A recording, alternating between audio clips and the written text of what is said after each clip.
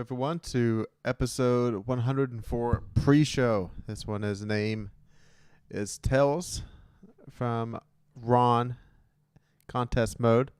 So, Tails from whatever. It's shout out to the Pod of his opens to the podcast. That's how we're going to open up our podcast when we get in there to Tails from Rude Nightmares contest mode. Tales from the couch.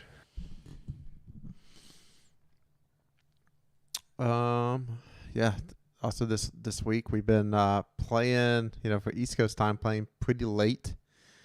Kind of not getting done until like almost midnight or after midnight most nights.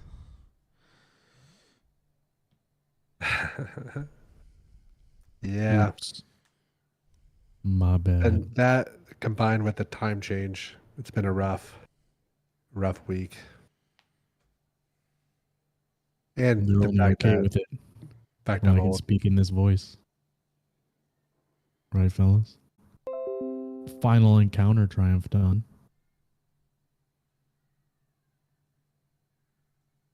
I think we still need the third encounter triumph, correct? Yeah. Yes.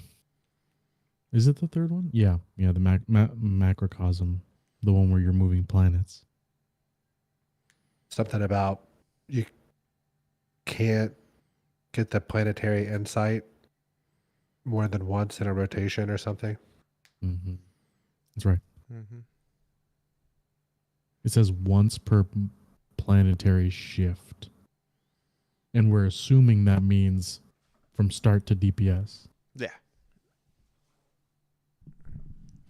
Things I've seen is that you have the 4 people that do the moving first round. Second round, you have the other 2 people kill both Colossus. Okay. And then move planets. That should work. Because then all 4 are down for deeps. Yep.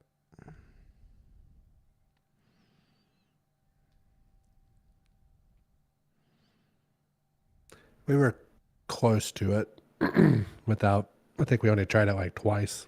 So, And we didn't have like whales to stand in to right. survive. We were all it. on our like third characters or whatever. Yeah.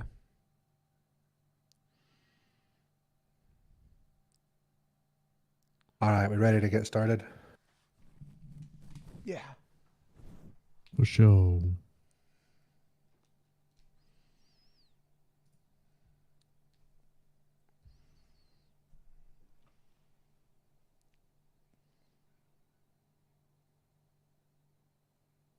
All right.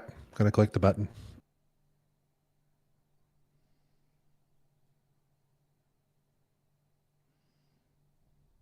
Eyes up, Guardians. We are live for episode 104 of the Conqueror's Corner podcast. Today is March the 16th, 2023. I am the Destiny bad boy, NotRyanFox, forever veteran, forever rank 6. And I am here with my fire team, who all of you CCPs know by now. Jared? Yeah, so I'm an elite now, level 7. I'm working on getting up to level 8. And I think, Chad, you probably already got it. So what's the title for being level 8? I have not gotten it. I got off shortly last night, but if there's stuff you need to do to get there, we can do it together and leave Ryan even more in the dust. And the chronicler himself, chadocero. I was going through for lore today and had some excitement and some disappointment, but we'll get into that a little later. And don't forget, if you're watching us on YouTube, you can take us on the road via Spotify, iTunes, and other podcast services. Make sure you subscribe, unsubscribe, resubscribe, click the bell, turn on notifications, yada, yada, yada. Follow us on Twitter at DestinyCCPod. Send us punchy friend requests so we can run the raid together. Join the Discord server. Bruno brought us the TWAB this week. But before we get into that, let's listen to the intro music from everybody's favorite Link, who you can find on Twitter at LinkOfTimeG.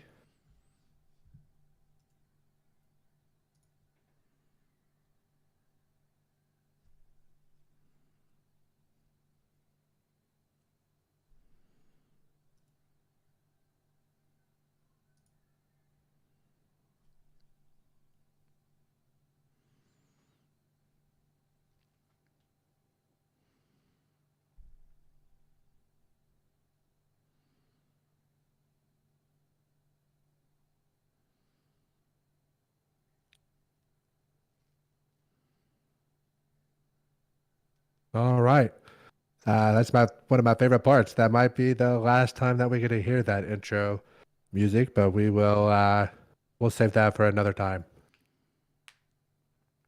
All right, so we're gonna get started with the numbers from Root of Nightmares and during the contest mode. Then we're gonna get into how we felt about it. So, 582,000 players competed or tried RoN out for contest mode. That's a pretty substantial number. I feel like that's a number that I think as a community we should be very happy with. Is that many people got into the raid the opening weekend? 4.5 million hours were spent into the raid during contest mode. There's some other ones here, but I think the one we really want to get to is that there was 190,000 players that cleared the raid out of the original 582,000. So that's 32.7% of players that went into the raid got the completion. So I feel like that's pretty good. Pretty good as in like where it was pretty high, like Yeah, higher than you thought it would be. I think. What percent do you think would be a good percent? Oh, I'm good with that. 30 to 33, 35%. I'm good with that for it being a 2-day Really? contest mode. Yeah. Hmm. What about you, Chado? As long as I get it, I don't care. As long as I get the clear, I do not care. So I guess we should What say what we should probably say what number that do you think Bungie? What number do you think Bungie wants that to be at? oh, 20? Hmm. 25? I don't know. It's hard to say because I think with this gets more people happy about the game that they got that completion and more likely to spend silver and play more of the game than doing this and then quitting for 6 months till the next raid comes out. That's true. I don't know. Like Chad said, I got it. I wish the bosses had a little more health. But overall, it's hard to complain. I had a lot of fun in there. There wasn't that point of like, even when we were at the final boss and we died in final stand 2 times, it never felt like we weren't going to get it. It was always like, we just need like a clean run and like one thing to break our way and we would be all right. So, in that respect, I had a good time.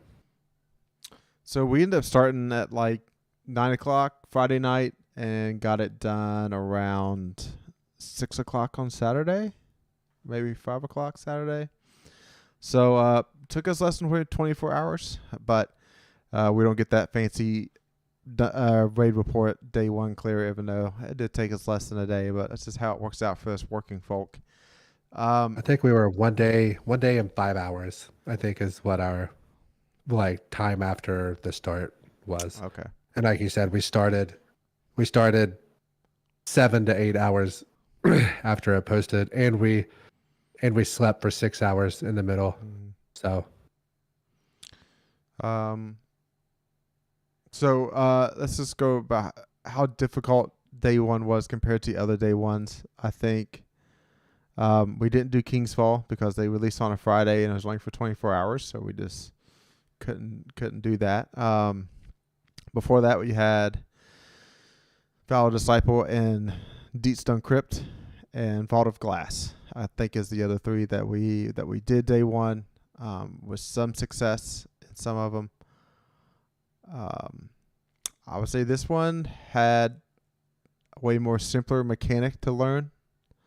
I know Chad was the one that mainly did that for us on day one. But other than that, it was a lot more ad clear than I feel like the other raids were. It was definitely very ad dense, which I think they've been getting that note from, pretty much everybody, that it's more fun when there's more stuff to shoot at. For contest mode, that can make things a little difficult. But Yeah, for the past raids, we seem to always get to a boss and to a final stand. Vaults of Glass, we beat it obviously because we're OGs. That's right. But because of the fact that we would have had to go back through and do all the challenges, we're like, no, that's not good. And then when King's Fall rolled around, we're like, well, we're working and I'm not taking time off because we're not going to beat it with the challenges again. So I'm not going to waste my time on that. I'll let the streamers do it. But it definitely, mechanics wise, was very light. It was a two mechanics that are used throughout the raid, and then one that's used only in the first boss encounter. So it's going to be very easy to teach. We've already run 2 people through it new. Didn't have to teach them anything, just left them on ad clear. But if we had to teach them, it's very easy. The first encounter, you can basically let them just muddle around in the first encounter. If people go on a bathroom break or something like that, it's like, hey, here's how you connect the dots.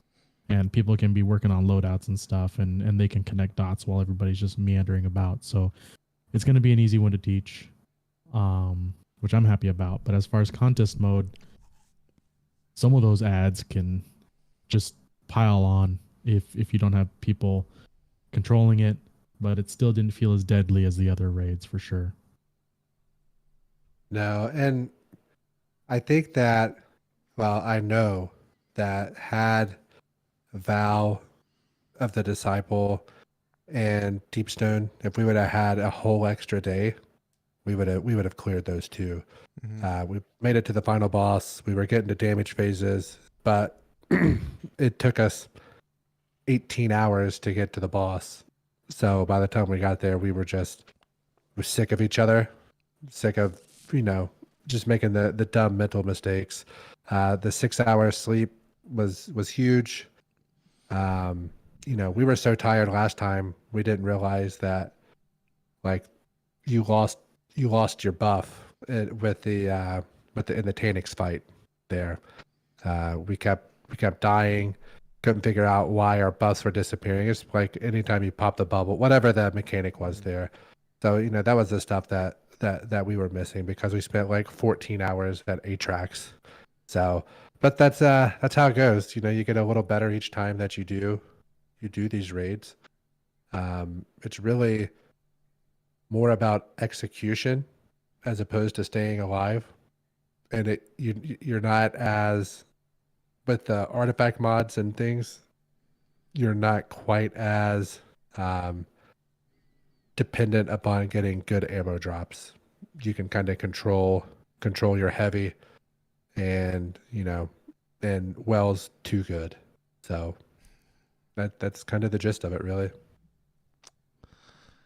Yeah, so we end up the final group was 3 warlocks, 2 hunters, and a titan. I think Chat switched over to warlock at the very last encounter. I was stasis warlock for that last encounter just to control some more ads, so people had room to connect the dots. So I mean, the way this Root of Nightmares looks to me now, it's more of a fast-paced raid with more ad clear. I think we get, if you didn't have that super long jumping mechanic puzzle in between encounters 2 and 3, like you could have blown through this raid just like Scourge of the Past. Like I remember, like that's Right. such a good fun raid because you could get it done in 25, 30 minutes. So Yep. Yeah. So do we want to go ahead and give a grade to to the raid? Like not, it's everything included, contest, how it's now on normal mode, or do we need to wait for Master to come out to see how that plays out? I think we can give a pretty good assessment of what it is right now, and then if Master is just ignorant, then we can go at it then, because we still don't know officially what the challenges are, correct? I think they're in the game. I mean, we know that but we know the names. The Yeah. the We know the we know names the of the names, yeah, challenges. but that's it. Yeah. Yeah, but as far as like what bells the challenges, we don't know, correct? Mm-hmm. Yeah. So I really like the raid. I had a good time. It's not it's something that you don't have to pay a whole lot of attention to, other than like a couple call outs each encounter, and if you just say like, it's not bad for us because we always play together, so I can just say like Jared top or whatever, and then just keep having our normal conversations. It's not something that's super intense. So I really like it. I think it's a nice change of pace.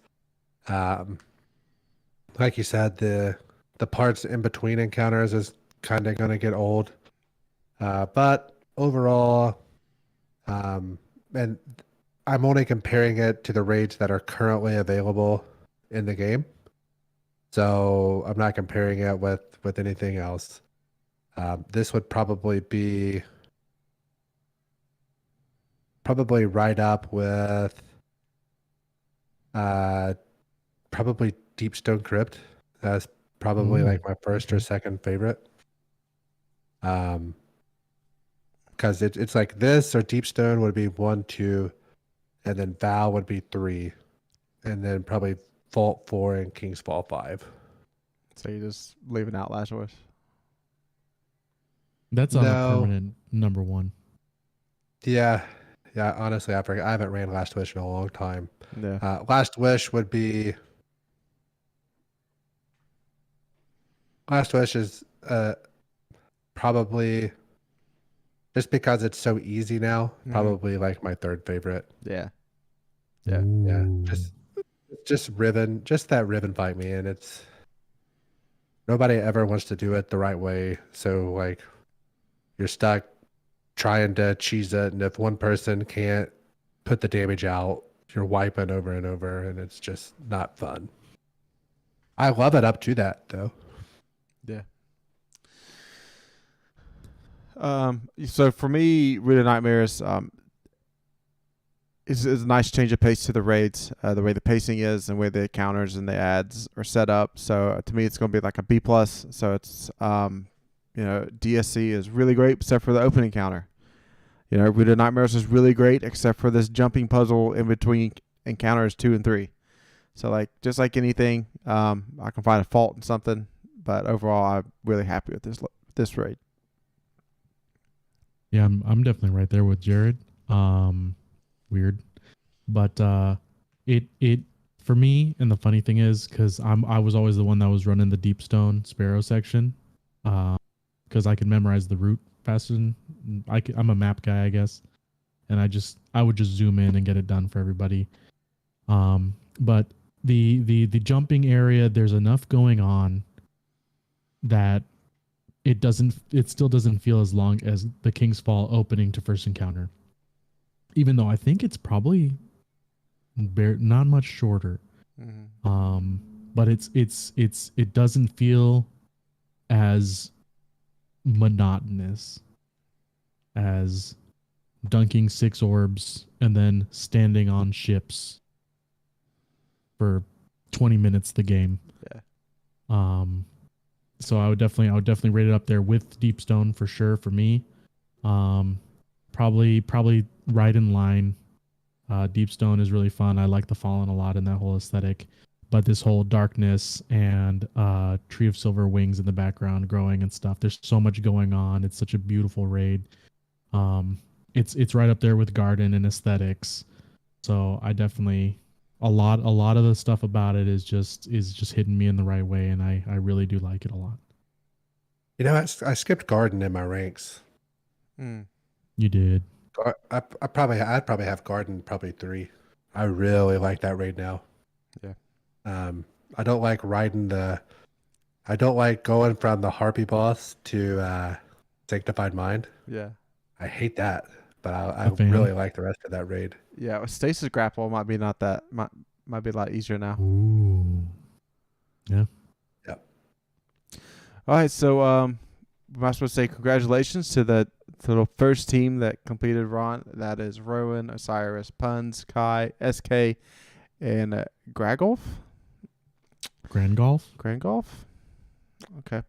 So I was watching the day 1 race. I think Fox was too. Yep. It was really close there for a while, but all of a sudden that the planets encounter really separated a couple groups off. and I feel like Ronan kind of came up from behind, and like we really wasn't on anybody's radar, like even on the Twitch Rivals radar, and all of a sudden they was on Boss. And they melted that boss too. They were DPS gods.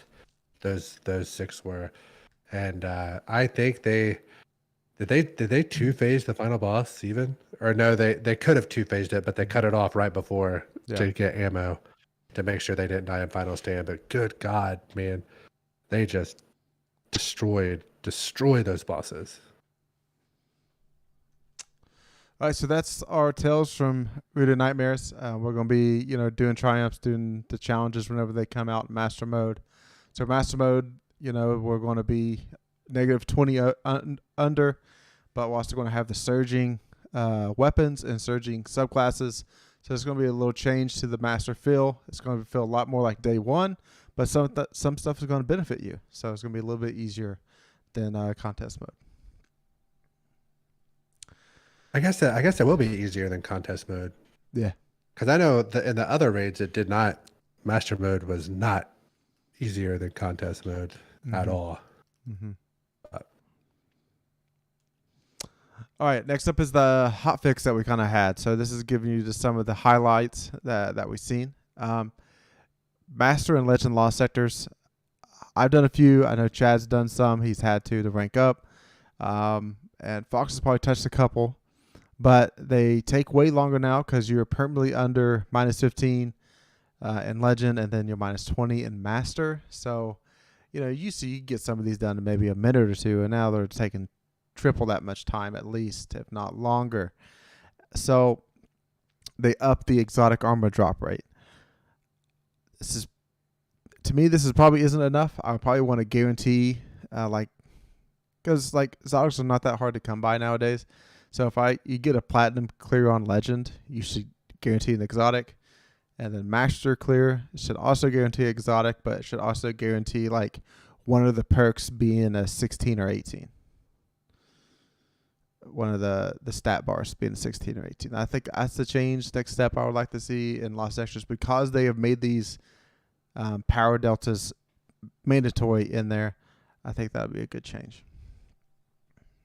Yeah. Yeah, that, or if you do it on Master, you can select, if it's Arms Day, you get to choose which exotic. You get to guarantee the drop, but you don't get to guarantee the roll. I'd be all right with that too. Yeah. I'd probably prefer that. Oh, yeah, I understand that. Yeah. Yeah, they don't like us picking weapons or stuff out of chests except for raids. That's about it. All right. Yeah. Some weapon changes. The Winter's Buyer Exotic Glaive is now reactivated again, and they corrected its damage. So I haven't seen how it's putting out now. I didn't ever really get to use it on anything fun because it was always disabled after I got it in raids and dungeons. Titans, they've nerfed the extra glaive damage you get with Syntheseps, and I think I've seen that overall the glaive melee does less damage than a regular melee now or something. So glaives kind of took a hit, and they really wasn't that good to start out with. So there's that. Grand Overture was blinding with primary weapons that had payload splash damage. So they fixed that, so that weapon is now can be used again.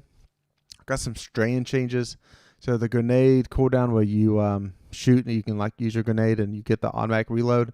The internal timer is changed from 2 seconds to 4 seconds on that. Let's see, we got they fixed an issue where a player grappled to a thrown tangle and the berserker into the fray attack would fail to activate on the tangle detonation. So I think that's not one I played around with. Chad, did you see that? I didn't know that was a thing. All right, Brute's Weave was not properly stunning unstoppable champions. That's now fixed. Solar, your radiant wasn't taking effect on straight weapons. That is also fixed. So overall, they just kind of picked up some of these loose ends with Strand and nerfed that grenade reload that was pretty sick. Then finally, they reduced the amount of condemnations needed to rank up. So rank 7 was at 750, now it's 460. Rank 8 was 1250, now 790, and so on and so forth. So those rank ups are just a little bit easier overall. Rank 11 was 6,000. Yeah, So dumb. wild, right? That's Take it from unreal. 6,000 to 1,800. Wow. Yeah. No wonder people were just doing the absolute cheesiest stuff possible to get those done. That's been patched too. You can no longer give out commendations on at least a failed raid run, from what I can see. So, okay. Wah. All right. I'm good with that. You know, you shouldn't give out awards for losing, you know. Participation trophies, man. And I you would were here. So I would like them to add a couple negative condemnations, but they don't negatively impact the number of condemnations that you need. Yeah, neutral, like more But like making fun of each other. just once. like do better DPS or like bank your moats or do just stuff like that. There's like that you just it needs to be said, and it's not being said enough. So or just die less. Capture the zone. Yeah. Capture the zone. So if you're on the losing Gambit team, you get access to moat hoarder or gate camper. Yeah, exactly. I think those would be fun. And yeah, maybe some people will get upset about it, but if it doesn't negatively affect like whatever you're trying to get done, yeah, make some changes. All right. Actually, we're going to talk about a few things in the TWAB now. Finally, this one mainly PvP news. So trials are going to be back tomorrow with fire team matchmaking. So there's going to be no solo playlist. So if you go in as a solo, you can be matched with the 2-stack, and you could potentially be playing a 3-stack. But most likely, Bungie's trying to put the 1s with 1s and the 2s with 2s, and the 3s with 3s. That's the goal, and that's kind of what's been going on this season of comp, which I've played 0 comp this season. It's kind of something I do later in the season when I'm done doing PvE activities. Now, the thing that's going to pull me in the trials maybe a little bit is that there's going to be a 750 RPM Strand SMG out there to chase. Fallout already put out a video on it and how good it is compared to the Kilos SMG. Its stats beat out the Kilos SMG. So rangefinder can roll in column 3 and kill clip can roll in column 4. So it's pretty nutty SMG to go out there and chase. And then I know this is going to make Fox happy. They're bringing back Astral Horizon. So don't care. That gun is dead to me. All right. So whenever Trials is done this weekend and weekly reset happens, Iron Banner's back. So along with the hotfix, they fixed players like going in invis and stuff like that. So that's going to be fixed. So next week in Iron Banner, you can just play hours of Iron Banner without having to quit out of the game and go back in. So this first week, Iron Banner is going to be Control. Then in week 6 is going to be Eruption. And in week 9 is going to be Fortress. Bungie decided not to put out a new PvP mode this season. Potentially next season, we're going to have a new mode to play. There's going to be 2 new weapons to chase. That is, well, one reprised. Drone's Claw, which is a pulse rifle, and then Bite of the Fox Sniper make their, it's a weapon to go chase. Is Drone's Claw, was that in Destiny 1 or something? Why does that sound familiar? Well, I think there was another claw. Jorm's Claw. That was Sunset. It's like the Void. Jorm's Claw. Yeah, it was in Destiny 1. Nice. I believe. That picture looks like it was. No. Oh my gosh, this is old. This is from Osiris days. This is from season 2. Sheesh. Yeah, that's old. Yeah, no, that's just from season 2. All right, so some new PvP weapons to go chase. I think that SMG weekend it's gonna be rough. But I'm probably gonna grind some out maybe to get one SMG or two. I don't know. We'll see. We'll see how much I hate myself.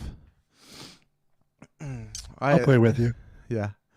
All right. This brings us to 3 likes and 3 dislikes. So, I think there's a lot to like in the game right now. For me, it's going to be the weapons coming out of the raid, and I got the exotic conditional finality to drop. So this was on the 4th clear. We have with hold on. Did you say finally in that sentence? finality? I thought you said I finally got. Oh, yeah. Well, I feel like I should. I don't think that I've ever gotten the raid exotic this early in the clears, dating back to 1,000 voices. I'm happy for you. Oh, he got that one a lot and often and early. Yeah, and for other people on their first runs. Yeah, whenever we cleared it last week, I got it again. Whenever we cleared it that once. Yep. So, that shotgun is going to be discussed in weapons breakdown. It's pretty great.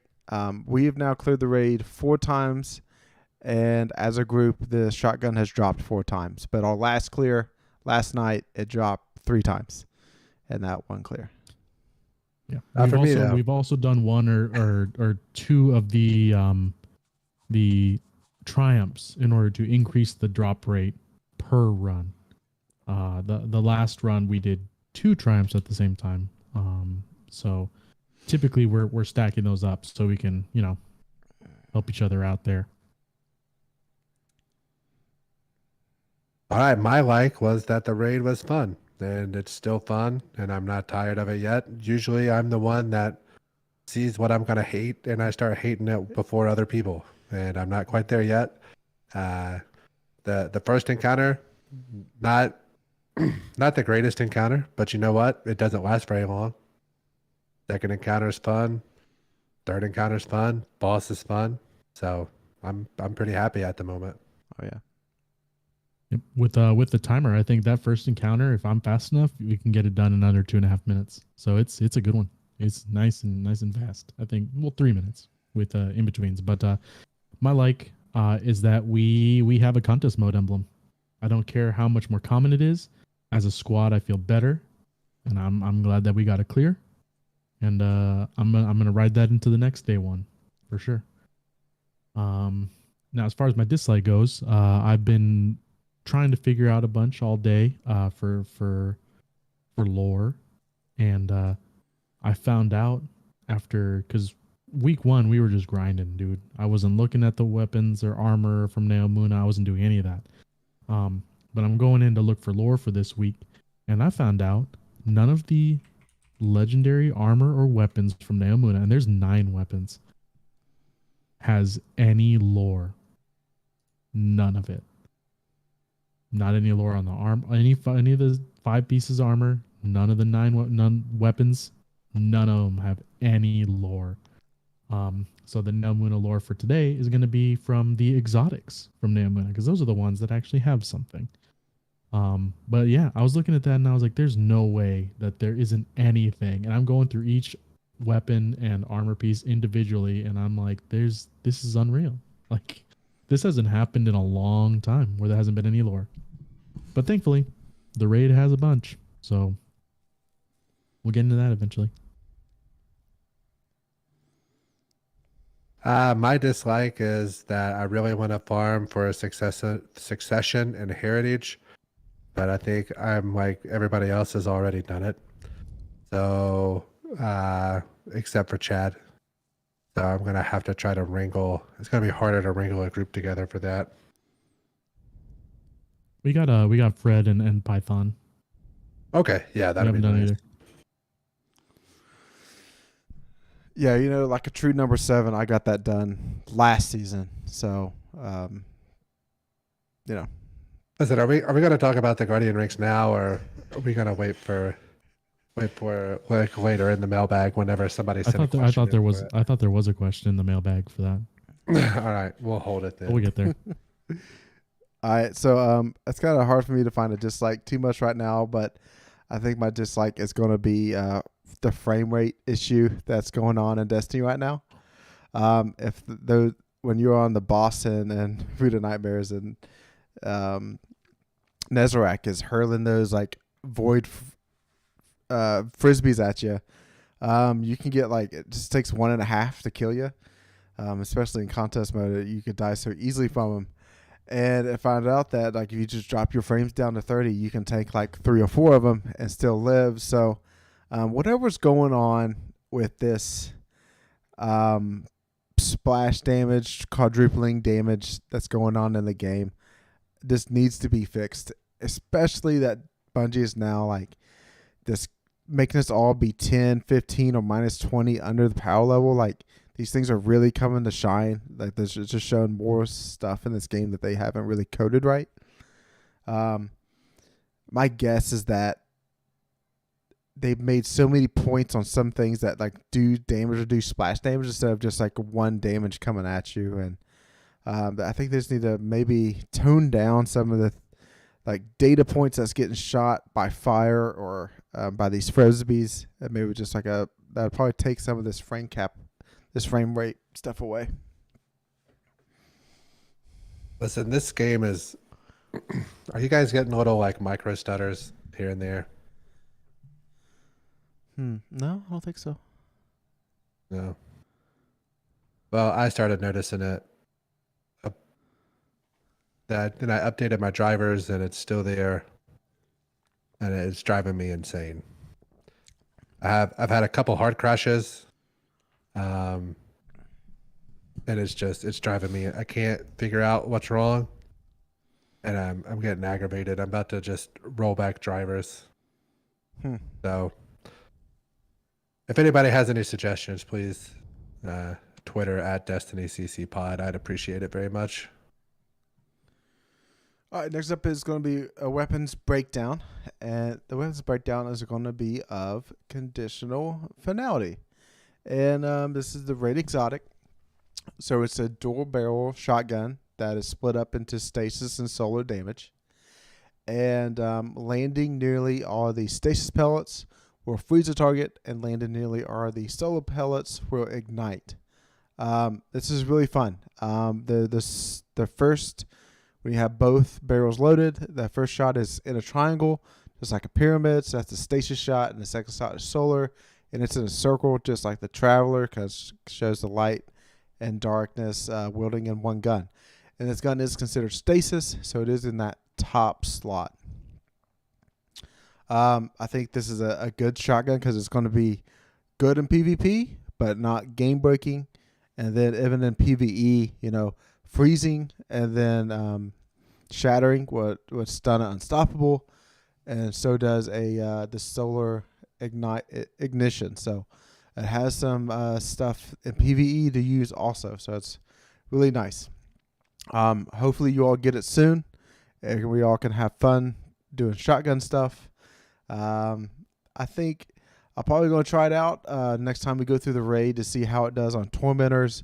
And maybe on a couple of the barrier champions, freeze them and and get them out of the way. So, looking forward to using this gun.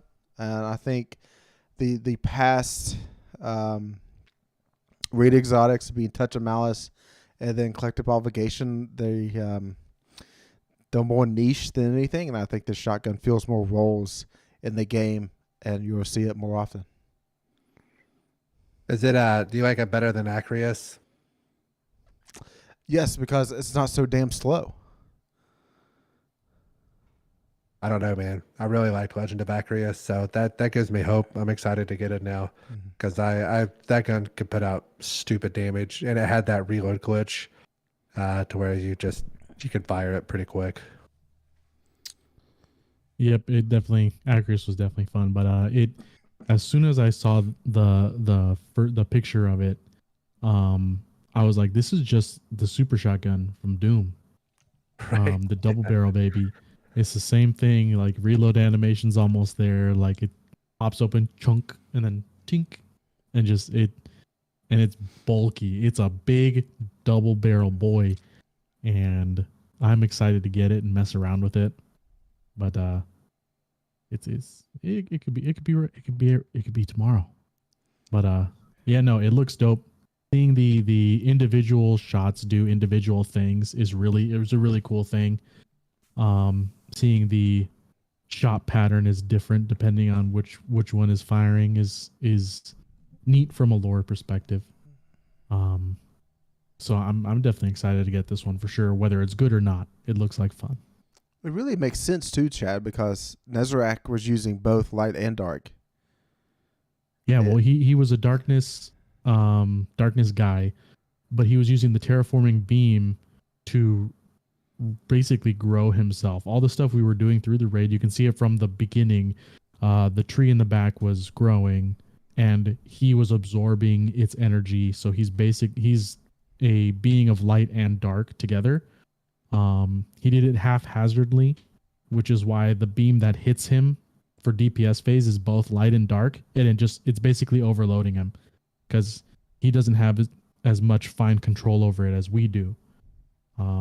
So that's why that's why he has the wings, because the wings are the light and the rest of him's dark. But it makes sense, yeah, like you said, because Nezarec's both, we're both. Give us a gun that's both. Man, it would have been cool if they would have made that gun to where, like, if you click the left mouse click would have done like the stasis, and the right mouse click would have done the solar, and you can't ADS that gun. And then on like controllers, it would have been like each trigger would have fired. That'd have been pretty sweet. Yeah, that'd been awesome. Pretty dope. Because then you could choose breaking a solar shield first and then hitting him with the ice. Yeah. Yeah, that'd be cool. I think that takes us to Gambling Corner. Man, back to back this week for me, winning it again. I am super ahead right now. I believe we did a 2K 2000 ante on the Glimmer. Jared's checking his notes here. I'm pretty confident that's what it was, of whether or not we would finish the contest mode in order to get the emblem. We did, of course, do that. So that should take Jared to 6,000, Chad to 5,000, and me to 19,000. Remember, if either of these guys or myself go bankrupt, then we have to offer up a gun to be sharded, and then the other two people determine the value of what that weapon is. So it's not really there's not like a chart that we go by. We're not out to screw the other person over, but if you're going to get some buyback, you're going to have to pay for it. So you guys better be careful. You guys are flirting with disaster there. Where are you guys at level wise? Are you guys at pinnacle cap? Close on Warlock, like 2 or 3 pieces away. Okay. Yeah, my Warlock is maybe 5 pieces away. All right. I'll be honest with you guys. I've been so tired. I didn't really come up with a Gambling Corner thing this week. So let's. You guys have any ideas, or do we want to push to next week and we'll think of something good? Should we put it out there for you or Chad, the next one to get the shotgun, get something? I like that. Yeah. And we can bet. We'll bet who we think's going to get it. The next one to get it? Yeah. So like I can bet myself or Chad. Okay. All right. And whatever your bet is, it doubles. Because it's 50-50 chance, right? Yeah, we have the same amount of clears. Yeah. So, my luck has been so bad, like this past Destiny year, for exotics. I think it's my time. I want to go 3K on myself. All right. That's pretty good. Chad, how are you feeling about this? I agree with Ryan. I'm going to put 3K on Ryan. Oh my goodness. All right. I hope I don't get it now. Me too. I'm literally giving up 3,000 of this glimmer to get myself the shotgun. That's what I'm trying to do. Yeah. So I'm gonna go 2K on Shadow to get it. Okay. Funny bad part with those bets are it could pay out real soon or real far down the line. Could be, So Yep. tomorrow night. Could be in 4 weeks. I don't think it'll be that bad because of like Chad mentioned, the triumphs kind of attached to that stuff. So Mm. but yeah. All right. That gets us to the war. All right. So, like I said, there's not a lot of Neomuna lore. There's nothing on the legendaries, but we still got a couple of exotics that we're going to talk about here. First one we're going to talk about is the ship that you get from Neomuna. They emerge from the pod in a cloud of sublimated breath, their eyelashes rimed with ice. Cryosleep stiffens their joints, and when they attempt to stand, their knees buckle. A massive hand dwarfs their own, pulling them upright. Time to get going, kid. They look up and up into the weathered face of a giant. It's Dara, old-timer. Rohan's stern features split into a smile. In the days to come, they will learn how rare a sight this is. There are no smiles to go around when the drills bore into bone until they taste marrow, and metal latticework replaces the dermis on their flayed open throat. As the cradle lowers them into the side reel, the droning hum of nonillion nanites fills their ears and drowns their fear. Dara burns and freezes and itches inside new skin. Each day is suffering. So tomorrow we can live on. Dara's voice, resonant from new cybernetics, rings out as they complete the Cloudstrider's oath. Simulated applause fills the halls of heroes. Swelling with the fanfare that follows, hundreds of mobile platforms pack into the space, and thousands more people watch from the Cloud Arc. Hollow flowers cascade down over the room like confetti, and pukas dance in the rain of light. Rohan lifts them up eye to eye with him. Their chest swells with pride, their body metamorphosed into something new, but always their own. And Nimbus takes their first step as a Cloudstrider. Winterbite. Neomuna Historical Archive. Bridge Audio Recorder. Sundaresh and a couple of other parties. What was that? We got hit. Engine 7 is down. We can't take another one of those. This is a colony ship. Hard port. But Hyperion between us and that, sir, the flood and EM spectrum with Kioma, the round, and the one that hit us, it's moving. What? System warning. Structural impact. He's right. I'm reading arms and legs. It's attacking engine 6. I'll scramble a squad of cloud walkers. They could suit up, and the maneuvers I'm pulling will fill them into space, even with the magmoots. Bringing point defense cannons about. It's only 3 meters across. Sure you can hit without peeling us open? System warning. Structural impact. Kinda have to, Captain. Firing. That thing just took a 15 millimeter burst to the chest. Again. Firing. It's clear. Mostly. Look, it's left a... Is that a spear through our bulkhead? I'm not sure. It's some kind of exotic matter. Spinning all my sensor pings back at me. Amplified like a... We can figure it out later, dear Sanchez. How's the ECM? Not great. Whatever they're using to coordinate, it's not electromagnetic. Getting something weird, though. Weirder than the 3-meter hitchhiker knocking on the hull? Maybe. You remember those Vex signals you discovered? On occasion, Carlo. There's a big one. Recurring from the outer system. Think it's a distress signal. Ignore it and get me... No. Bring us back around into the moon's shadow. Maya. We need to break line of sight. I can feed that Vex signal into the thing skewering us like it is an amplifier. It might trick these attackers into thinking we're a Vex ship. It's a tight beam transmission. We'll have to write it back to the source to keep that up. You sure you want to meet whatever makes a Vex cry for help? Enemy of my enemy, Arif. You might just find a safe port in this storm. Final warning, exotic sidearm. My esteemed colleagues, while enjoying my afternoon cup of Samanthe Silver Tip, a gift from Dr. Dewan after his sabbatical, thank you again, dear friend, and ruminating on our planet's orbital corrections and orbital corrections we ourselves make throughout our own lives, a completely unrelated revelation came to me. I realized, often in times of rest, how my mind wanders its own furthermost reaches, and how the answers to my most vexing questions present themselves at that time with absolutely no fanfare. This phenomenon is worth studying in its own right by people much smarter than I, but I digress. My most recent revelation comes in regard to our current pursuits with atmospheric spectrometer number 3, aka final warning, as I've heard it called in the lab.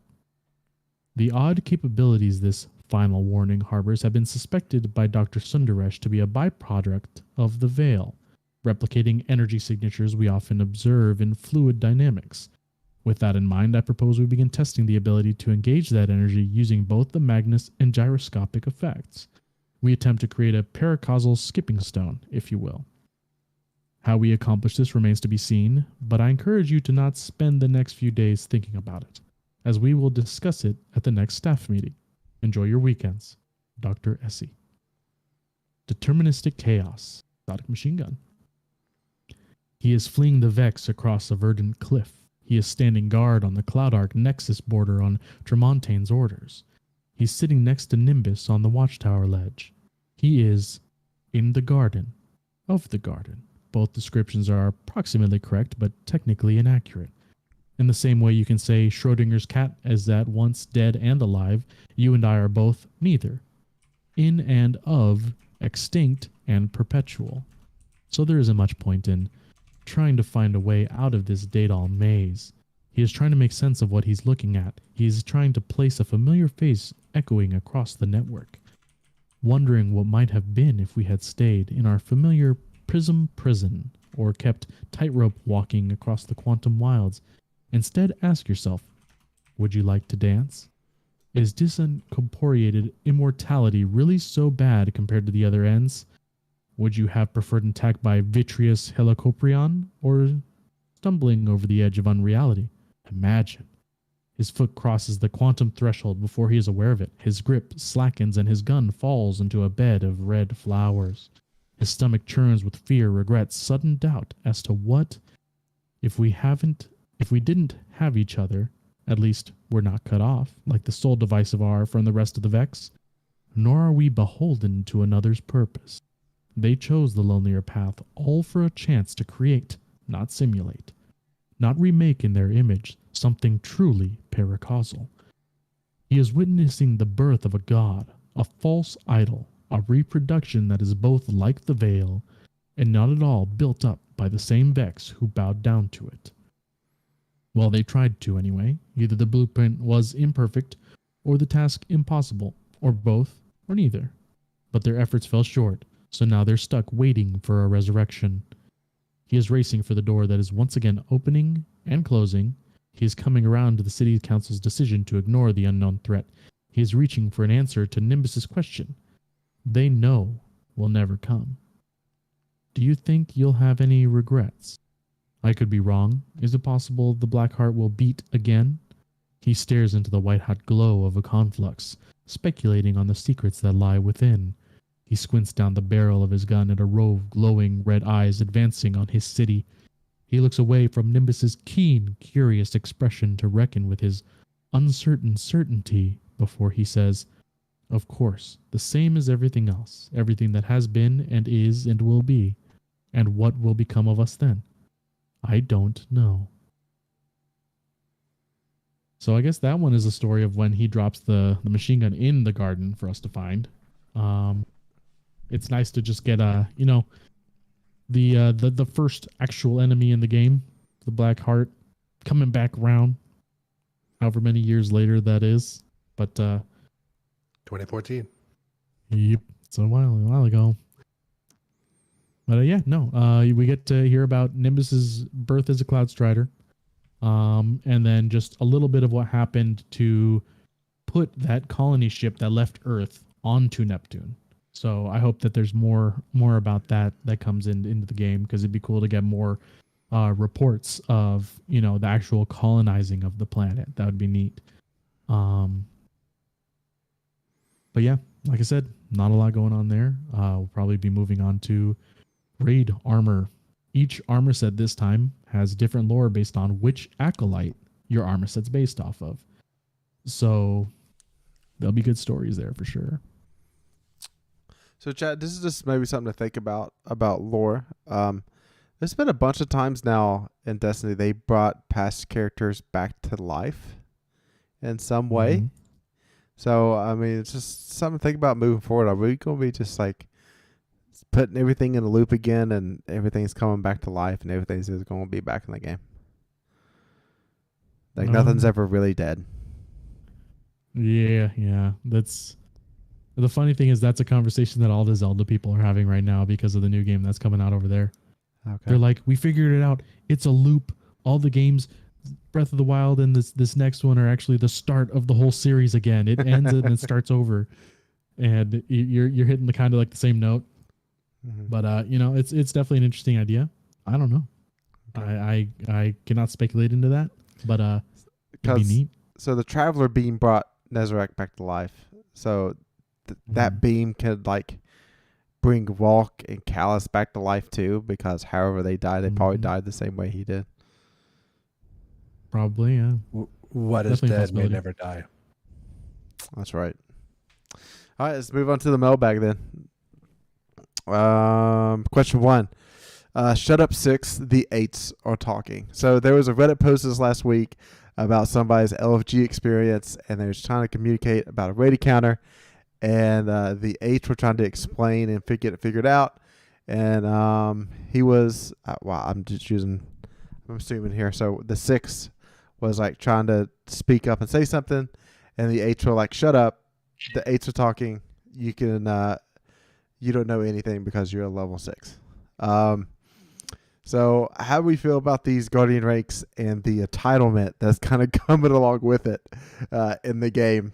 That's kind of going on. I mean, I think this might be some in good fun, but I imagine some LFGs can get to this point where there's like, I'm not dealing with level 7s or level 6s. I'll go last. To me, this is just good fun in the game. This is just like, we all, especially the people you play with regularly, you know how good they are and you know what they can bring to the table. And LFGs is just probably just something to get little stabs in here or there. You know, I think it's just all good fun. I think as a group like us, it's okay. But if I haven't really raided with the person, I don't care. I'm not gonna bring that up. That's nonsense. But if it's a group of friends, you can always do stuff like that. Like, oh my gosh, is he still talking? Oops. But you know, like I said, amongst a solid group of 6, it's ribbing. You can rib, but with like an LFG group, bro, it's literally just something else to work on and watch level go up. Yeah. And I am not partaking in this leveling. I'm forever 6. You can just call me a veteran. You know, the way I see it, if people are so excited to get past level 6 that they it's kind of like a stolen valor thing. You know what I mean? So I'm happy to be a veteran. Now, Fox, how do you feel about them putting some of the mods and loadouts behind ranking up? They better stop at level 6. Okay. All right. If they go higher than that, then I'm going to have an issue. However, as of right now, you can get the rest of your loadouts unlocked at 6, and the mods as well. So I don't think there's anything in the higher ranks, is there? No, I really haven't looked at any of this. I've been so focused on beating the campaigns, unlocking Strand, power leveling, beating the raid. That's my entire focus the last 2 weeks. I haven't really put much time into the other stuff. So All right, question 2. How would you rate Nexlarak encounter compared to Tanix, Riven, Sanctified Mind, Aeon, Oryx, and Walk? Oh. Ooh. Well, first of all, and this I was watching a Cactus video because there was no other option. They were doing damage testing on the boss, and it's Nezarek. It's Neza, and he kept saying Nezarak, and I'm like, bruh, his name is on the screen the entire time. So what way bothers it for you? Like which way I'm not going bothers to you? repeat that. All right? You just listen back. I will legitimately just leave a raid if you do it. So versus Tanix, Riven, Sanctified, Atheon, Oryx, and Roll. Jeez. Well, I definitely like it more than the Garden Boss. The Garden Boss can be finicky sometimes. Riven, we still haven't done legit, so I'm not even going to rate that yet. I'm not even going to put that out there. You've never done it. You've never done it the right way. I've never done it legit, and I've told you anytime you want to do it the real way, I'm down. Okay, let's do that. Let's do that soon. Yeah. It's not that fun. I'll just tell you, it's not that fun at all. I never said it was fun. I'm just saying I've never done it, so I'm not going to say anything. It's a fast fight. The mechanics are simple, so I think I'd rank it in the same, like at the same level of Tanix. You're not getting teleported somewhere different. You're not doing weird stuff like Oryx, where some random person gets buffed and you have to run around or stuff like that. So it's a lot less of a panic. But it's definitely not the best one. All right, listen. I'm going to help you guys out here. This is very easy. Go for it. Rock is far and away the best, right? Yeah. Okay. Oryx is far and away the worst, right? As in, like, the boss as a threat to you? It takes a long time. Like the boss is like he's more of like a set piece as opposed to an enemy that you're fighting. Yeah. Gotcha. Sure. Sanctified Mind is slightly above Oryx. Mm-hmm. Riven is slightly above Sanctified Mind. Mm-hmm. But then you have Tanix would be second, and Atheon would be third. So Rock, Tanix, Atheon, Riven, Sanctified Mind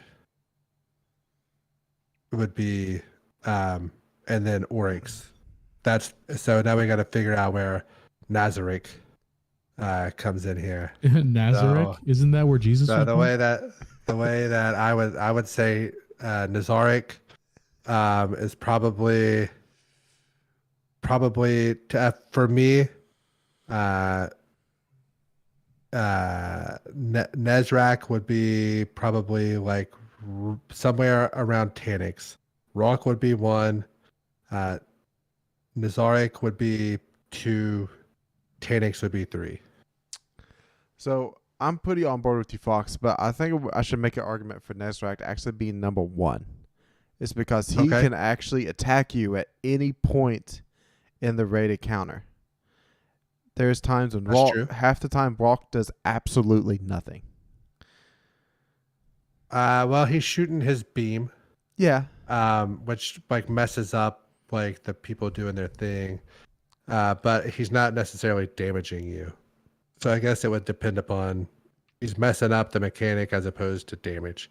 Yeah. So I think, I mean, to me, like Nezrak, the way they build out the landscape hurt him instead of yeah. All right. Yeah, so I mean like Rock and Nazarek are pretty close together. They're towards the top, but yeah. I think we've kind of hit it pretty well there. Top 3 raid encounters. That's the next question. Okay. Oh, that's tough. Man. I assume this is just like favorite, like the ones that like you look forward to out of the raid, right? Okay. Man, I think the planet, the macrocosm, I think that's in the top 3. Yeah, I really like that encounter. That's awesome. Yeah. I also I really enjoy Shuro Chi. I think I'm the only one on the planet that does, but I love that encounter because you've got to do damage and you're running, and then you got a puzzle and you're going up, and there's, I like that one. Yeah. So that would be in my top 3, and then probably the Chaos Room right before Tanix. Those would probably be my top 3 in some order. The stipulation with Chaos Room, you have to like cut off comms of like getting buffs and not getting buffs. To Oh make my it fun. gosh. Could you imagine that everybody deafens in the Chaos Room and it's just nonsense? Yeah. Or you're only allowed to say vowels. Just lots of capital A's, some capital E's. Like, Yeah. just screaming. Nothing else. Oh man. So I was trying to think of some other ones that we ended up really enjoying. I know this is gone, but kind of the opening encounter of Scourge of the Past, and like how you up on Scotch. It was fast. You up on Scotch Travels. You're going across the map on Sparrows, getting buffs, bringing them back. I really miss that. I think Scourge of the Past, if they had the time to develop, where like when you escaped from that servitor and the servitors, the Sparrow. the Sparrow section, like if that ended up being a boss encounter, like after that, like that raid probably would have been the best raid in Destiny. Yeah. They would have had to make like the servitor a bit slower because Mm-hmm. most people suck on Sparrows and just can't make it to the end. But could you imagine you get to the end and it's basically a final stand? You just get to the end and you have to do a bunch of damage to that boss immediately, or you just die. I would have left that encounter the way it is, but then you have another. Yeah, encounter and then after. just added Okay, a boss encounter. Yeah. Yeah, and it could have happened in that big room right after it. Like Yeah. legit, it could have happened in that big room. Because you remember you had a big traversal part. You had the big Yep. room where the secret chest, and then you had all that traversal to get to the final arena where the last 2 encounters both took place. Yeah. Now, Right. if we're doing so you guys don't have any you're just gonna take. No, your top 3 was probably what comes to mind as the other one. I would say is Queen's Walk. I do enjoy Queen's Walk because it's just It can be fun. It's Yeah. similar to Chaos Room, Yeah. where it's just nonsense. So out of the Leviathan raids, Oh. so like which encounter was your favorite there? man, I know this is very unpopular, but Okay. I very much enjoyed that Spire of the Stars boss encounter. going up in the Like if you had space. people going up into space, and then you got to throw the bombs at the dude up like the one on his hand, and then like that was a fun encounter. If you had 6 people that were worth a damn, that was a fun encounter.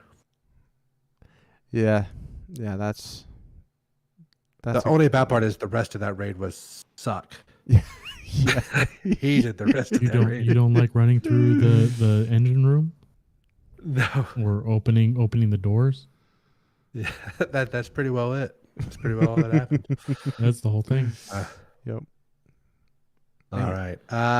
Next question, Chad. Did you have any other like honorable mentions or anything? Nope. As soon as he hit Scourge of the Past, I was like, "Yep, that's Yeah, I mean, pretty well. that's pretty well done. honorable." I enjoy Caretaker too. I do. Yeah, man, that would be the only one that Caretaker was a good one. All right. 2 more questions. Favorite non-exotic raid weapon? I have mine. You what? If you guys need a minute, I have mine. If Yeah, you go guys need a ahead. minute, Yeah, go ahead. the fake bringer from the Morgath encounter. Yeah. Yeah, that's definitely definitely mine.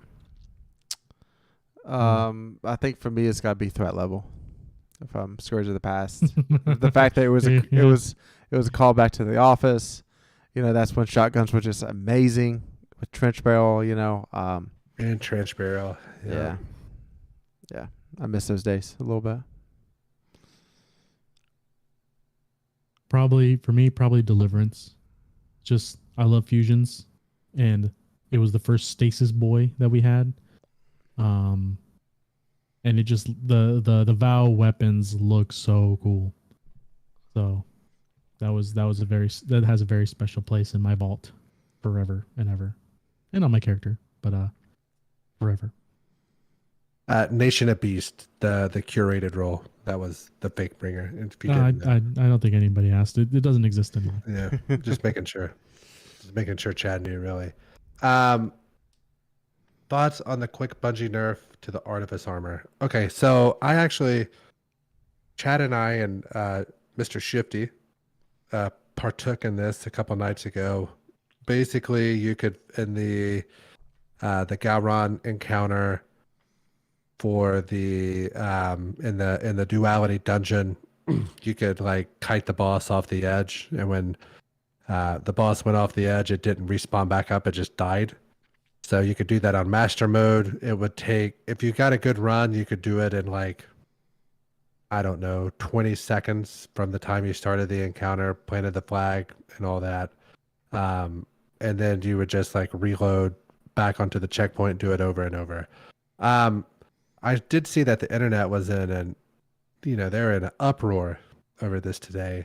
I will say that Bungie had already nerfed the Artifice armor because I think we did it roughly somewhere between 15 and 20 times we did it. So we had let's just say we had 60 drops, and we had 2 out of the 60 that were 65, and everything else was less. That was the highest that we got.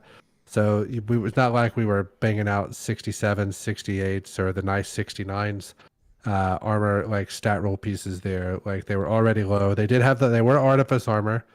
So, I mean, I guess, but I mean, like the Artifice armor doesn't really mean as much now. I mean, it gives, I understand you can get like plus 15 on that, but like if it's not rolled high or rolled well, it's not going to help you. To me, it was better because I was able to get the Epicurean. Is that the fusion rifle, Chad?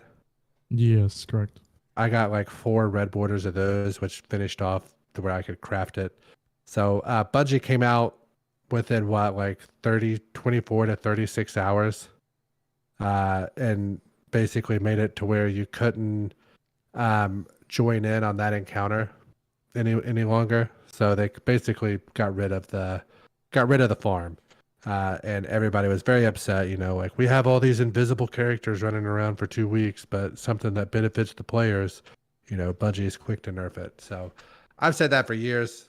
Like if it's something that's too good for us, it's a priority to get taken care of. But I did feel like there was exceptional outrage, and I think that's just everybody is still trying to hate on Lightfall and be upset about that, and it's just kind of leaking into this other stuff now.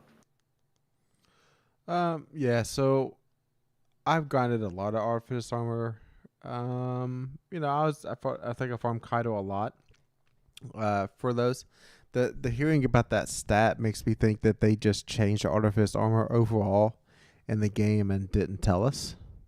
So that is something to think about, because the Artifice armor that I already have, that's like 65 plus perky, I might not be able to get any more like it, and if I do, they're sounds to be maybe like a 1 to 3% chance of that happening.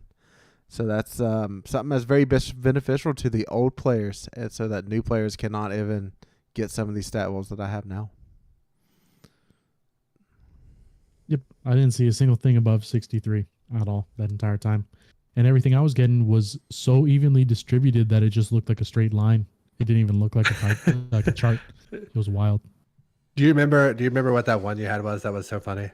Yeah, it was 10 10 9 1199. yeah, like it was so stupid, dude.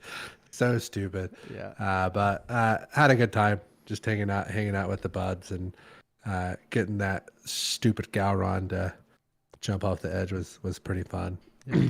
So it wasn't that difficult either. But I think that wraps the show. Jared, is our bracket pool, is it locked?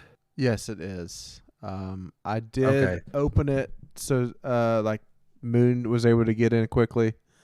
Okay. But if somebody How do you directly feel wants to about get in- how do you feel about opening it up through maybe like the entire first round to where people can join, so and this- then we can close it up? So here's my problem with it. Is that whenever you open it up, people can select any bracket they want to go put into it. That's true. So they can put so Okay.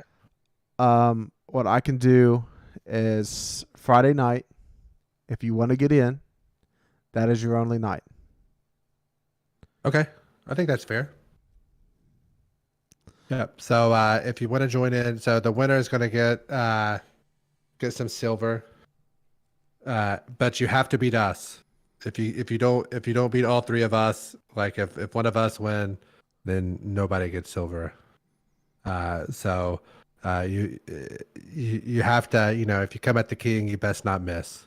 So just remember that. So, but we posted it. It's on our Twitter at Destiny CC Pod. Check that out. It's there if you want to join. I think I posted the screenshots and things this morning. But remember, follow us on Twitter at Destiny CC Pod, Destiny Bad Boy, NotRyanFox.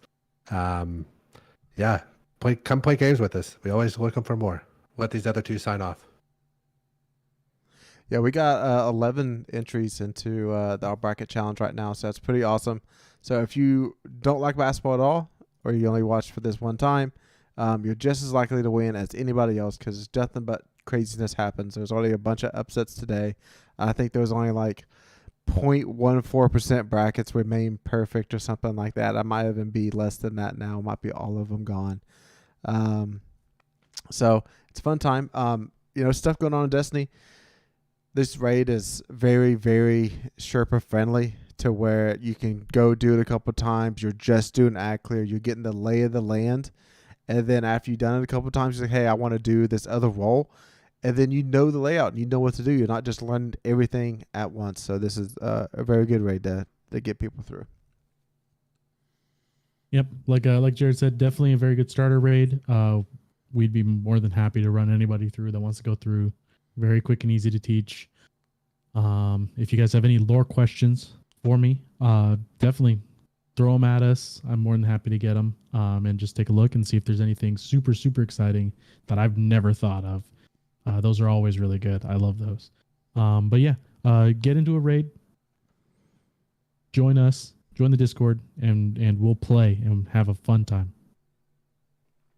Go Cats. Love you guys.